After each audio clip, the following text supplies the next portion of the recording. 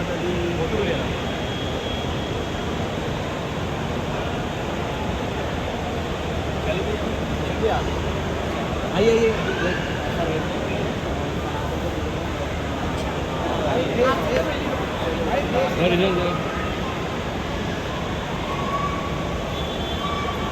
Welcome to Mumbai ma'am.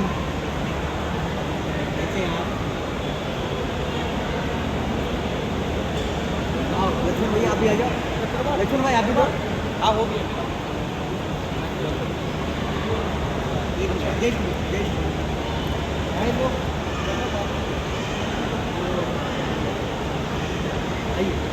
आइए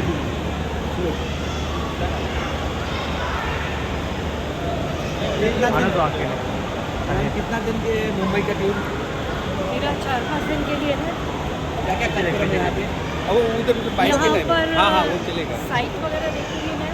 बोल तो दिया है रे कब ना को रिपीट कर कॉपीराइट।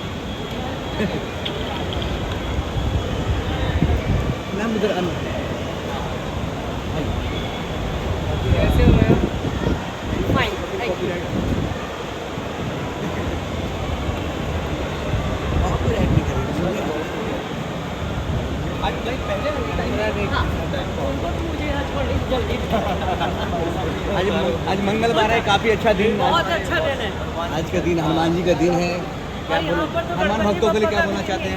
बिल्कुल है ना? हनुमान भक्तों के लिए मैसेज देना चाहते हैं आप? इस साइड करें मैं चाहती हूँ कि सबकी सोनी जिंदगी में कलर भरे, रंगीन हो सबकी, अंदर से, सिर्फ बाहर से नहीं, सब लोग अंदर से खुश हो। उधर करेंगे ना अपन उधर करेंगे। हम लोग आज मुंबई में हम आपको देख के लिया अनाथ बच्चों के बहुत सारे संस्था को आप चलाते हैं और आज मुंबई में भी है। क्या बोलना चाहते हैं अपने बारे में, अपनी संस्था के बारे में? संस्था में तो मेरे अभी 127 बच्चे हैं। मैं ये नहीं कहूँगी कि वो अनाथ है, जिन्होंने उनको छोड़ा उनकी विचारधारा अनाथ है।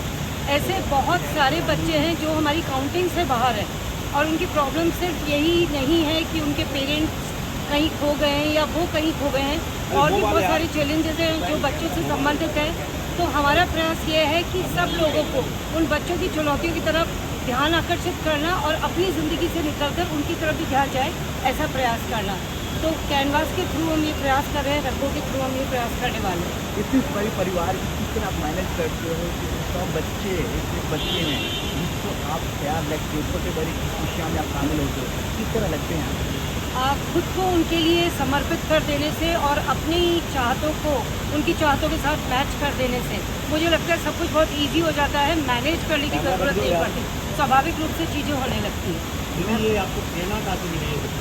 बहुत साल पहले की बात है, मैं अपने होम टाउन जयपुर पहुंच रही थी और मैंने मेरी जो बस थी वो बस स्टैंड के पास में रुकी और मैंने एक छोटी सी बच्ची को कचरे के ढेर पे बैठे देखा और उससे मेरा आई कांटेक्ट हुआ।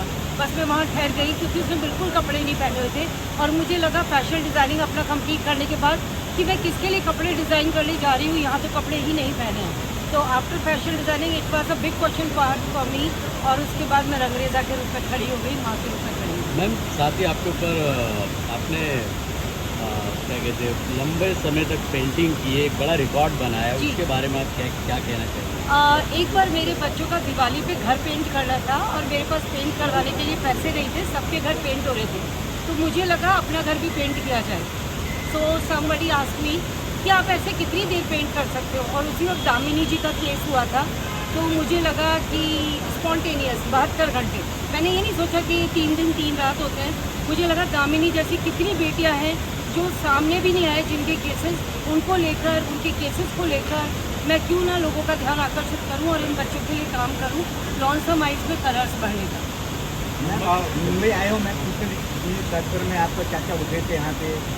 अभी मुझे यहाँ पर कोई लोकेशन फाइनल करनी है कि मैं कहाँ पर अपना 24 घंटे की मैराथन कर सकती हूँ, और ये भी डिसाइड करना है मेरी एक मैराथन नहीं होगी, क्योंकि एक मैराथन में कुछ नहीं हिलने वाला। मुंबई बहुत बड़ा है और मुंबई से बहुत बड़े बड़े लोग कनेक्टेड हैं और ये विषय उससे भी बड़ा है। तो मैं ये प्रयास करूँगी कि मेरी 10 मैराथन हम डिसाइड करेंगे कि अलग अलग जगहों पे हो या किसी एक जगह पे 10 मैराथन हो, that is our target. Ma'am आप 100 से अधिक बच्चों का पालन पोषण ये सब कुछ आप कर रही है, आप अगर ये बताएं कि आपको पहला जो बच्चा है वो कहाँ मिला, किस अवस्था में मिला, कहाँ से आपको ये सुझाव आया, जरा इसके बारे में। रेलवे स्टेशन पे मैं कच्ची बस्ती में पढ़ाने जाया करती थी, तो एक बारी रात को ट्रेन से किसी ने एक बच्चे को सड़क मतलब वहीं पर रेलवे साइड पे छोड़ दिया। जब मैं नेक्स्ट डे वहाँ पर उन बच्चों के लिए गई आर्ट वर्क वगैरह सिखाने, देन उन्होंने कहा आप इसे भी अपने साथ क्यों नहीं दिखाती, इसका कोई भी नहीं है। तभी मैंने सोचा नहीं, क्योंकि तब भी मेरा भी बाल मन था और मैं उसको अपने साथ घर ले आई और आज इतने सारे बच्चों की मम्मा हूँ। आपके लक्ष्य क्या है? आपके साथ कौन कौन जुड़े हैं इससे बड़े लक्ष्य में, इससे बड़े कार्यक्रम करो, देश के मतलब एक बेटी, देश की बेटी हो, इससे बड़े पीड़ा उठाया आपने। मेरे साथ मुझे लगता है कि आप सब भी जुड़े हैं और सभी जुड़े हैं। मुझे लगता है जिसके दिल में धड़कन का एहसास है वो सभी मेरे साथ जुड़े हैं। कोई भी नहीं चाहता कि कोई भी बच्चा सड़क पर रहे, सबको दुख होता है, बस कोई एक कदम चल पाता है, कोई नहीं। तो जो थोड़ा भी चाहता है वो बस चलने लगे हमारे साथ, यही हमारा मिशन है। आखिरी सवाल, भारत सरकार से आपसे कुछ सहयोग मिल रहा है या मोदी जी तक आपकी ये बात पहुँचा कि ये भारत के बेटी इसी नए काम कर रहे हैं, ऐसे कुछ बातें आपको पूछे? देखिए, उन तक मेरी बात पहुंची या नहीं पहुंची मैं नहीं जानती, लेकिन मैं अपना काम सतत रूप से कर रही हूँ, क्योंकि बच्चे तो है ना, कोई ध्यान देगा नहीं देगा, कोई दे रहा है नहीं दे रहा है। मेरी और मेरे बच्चों की या अनजाने बच्चों की भी आंखें मुझसे और मेरी आंखें उनसे मिली हुई है। That's enough for me. हम उम्मीद करते हैं मैम कि ये आपके बातें, आपका मिशन ना भारत सरकार मोदी तक पहुँचे, आपके और सहयोग मिले, तो क्या सोचते हैं? आप लोगों के सहयोग से जरूर पहुंचेगा। Media is fourth pillar and most important pillar, तो मुझे लगता है आप लोगों के द्वारा बात जरूर पहुंचेगी। मुंबई में सीटू जी जुड़े हैं आपके साथ और कौन लोग जुड़े हैं? आप नहीं जुड़े क्या? हम अभी जुड़े हैं। अभी जुड़े हुए हैं मेरे साथ। आप सब जुड़ रहे हैं। ये जो मिशन है ना, वो दीदी का अकेला नहीं है, पूरे किसी एक- हम ही सभी का मिशन है। हाँ, किसी एक का नाम ले देने से हम गड़बड़ हो कॉमन जाएगी। मैन किया है। Thank you. सीटू जी, आप क्या कहना चाहेंगे? आज दीदी मुंबई आई है। सबसे पहले कहना चाहूँगा इनका बहुत बहुत स्वागत है मुंबई शहर में, माया नगरी में। और दीदी जिस मिशन के लिए इस शहर में आई है वो मिशन कामयाब होगा, क्योंकि हम सब जुड़े हुए हैं। आप मीडिया वाले भी, हम जैसे एक्टर लोग भी, इंडस्ट्री भी, और जो भी दूसरी इंडस्ट्री से ताल्लुकात रखते हैं सारे लोग जुड़े हैं।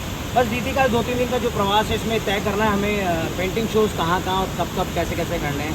इसी मंथन के लिए, विचार के लिए आए हैं। कुछ लोगों से मिलेंगे, कुछ राजनीतिक लोगों से भी गुहार लगाएंगे कि हमारे काम में वो लोग सहयोग करें। कुछ मैं मेरी फिल्म इंडस्ट्री के लोगों से बोलूँगा कि वो दीदी को सहयोग करें। और ये पुनीत कार्य है, बच्चा आपके शहर में नहीं, बच्चा पूरे वर्ल्ड में मिलेगा आपको, है ना।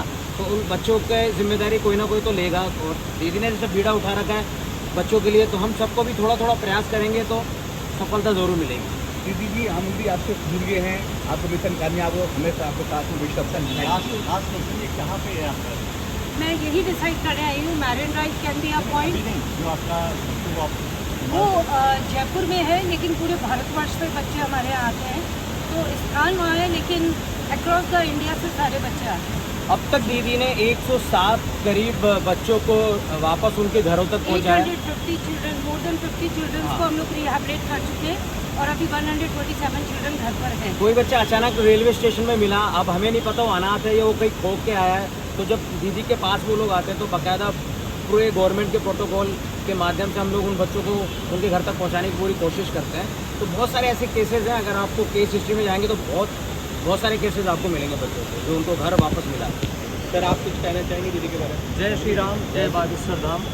मैं प्रदीप शुक्ला मुंबई एयरपोर्ट में कार्यरत हूँ और बागेश्वर धाम के चरणों का दास हूँ, और दीदी का मैं हार्दिक स्वागत और अभिनंदन करता हूँ और दीदी को धन्यवाद देता हूँ कि दीदी ने जो पुण्य का काम चालू किया है, इससे बड़ा कोई काम नहीं हो सकता। अनाथ बच्चों का जो सेवा दीदी कर रही हैं, मैं तो बोलता हूँ भारत में जितने भी लोग हैं सब लोग दीदी के साथ आएँ, दीदी के साथ जुड़ें और इस सेवा में, इस मुहिम में दीदी का साथ दें, क्योंकि इससे बड़ा पुण्य का काम कोई भी नहीं हो सकता।